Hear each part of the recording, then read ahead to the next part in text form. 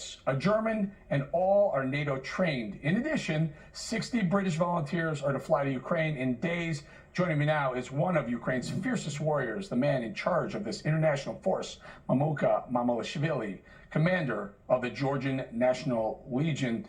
Commander Mamuka, let's talk about this a little bit. So these are volunteers that want to come and help Ukraine. I saw a report the other day, and it was backed up by a second report today, saying that at the Polish border, there was almost as many people trying to get back into Ukraine to help fight, men of fighting age coming back to fight, as there were people trying to leave. Tell us what you're specifically about. People coming from around the world that want to help to fight, how do they do it? You know, Georgian Legion has always been the biggest platform for recruiting volunteers during all of these 8 years of facing Russian aggression. So, yes, today we have the unprecedented, flow of foreigners who are joining Georgian Legion, who are going to Ukraine to fight for freedom and democracy. There are a huge amount of people coming on the borders of Ukraine, ideologically ready to defend the freedom, because everybody is sure that democracy physically has to be defended in Ukraine.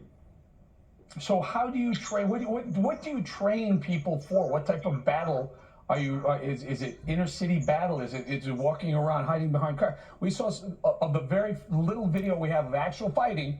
It looked like the Ukrainian forces were almost a band of six or seven or eight, maybe, with an RPG, and they're literally shooting at people moving or a tank moving by. It's a different type of battle. Are you prepared to train these soldiers? No, you know, during several months before the conflict escalated, we were training civilians to get ready for the extreme situations they might face. Also, the soldiers who are coming here, they have a huge experience in their own armies, and we're sharing this experience of different armies. The city fight experience, and the combination of those guys makes a really very strong team, and these guys are doing a really good job. Okay. Altogether. Mamuka, do you have enough weapons? Do you have enough ammunition? And where are you getting those supplies? We are closely working with territorial defense, and we were part of Ukrainian armed forces. We were on a contract with Ukrainian armed forces, and actually all these 8 years we are defending Ukraine, and we are officially with armed forces of Ukraine. So tell us how the Georgian gets involved in this. Oh, Georgia had exactly the same problem in 90s. Georgia had exactly the same problem in 2008, and Georgian President Mr. Saakashvili warned the world society in 2008 that if Russia will not be stopped in Georgia, next is going to be Ukraine. He said exactly the same words. So nobody listened, and world society preferred to keep their eyes closed on what was going on in Georgia. And unfortunately, today we have a full-scale war in the middle of Europe. So actually, everybody must be more involved and engaged in this case, because Putin is threatening the world freedom. It's not only about Ukraine. So, all right, Mamuka, tell me this. I'm looking at this convoy, 40-mile long convoy.